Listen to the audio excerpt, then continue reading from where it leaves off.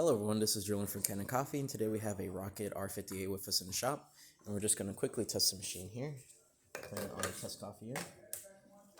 We do have a new gasket and shower screen in there, so if you use it and you see that maybe the gasket's a little too hard to pull on, just don't worry, it's just a new gasket, and of course the spacers that we had to add to the machine. And we're just going to brew a shot here. Don't worry if it runs a little too fast or slow. We don't calibrate our grinders to the machines.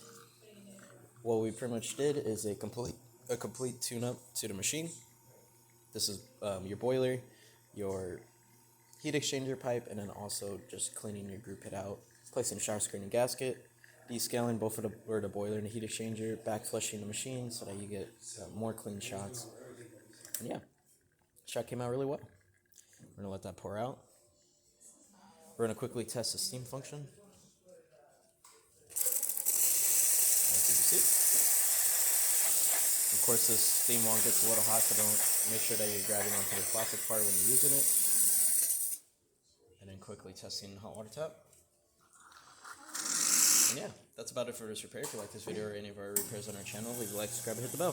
Thanks for watching.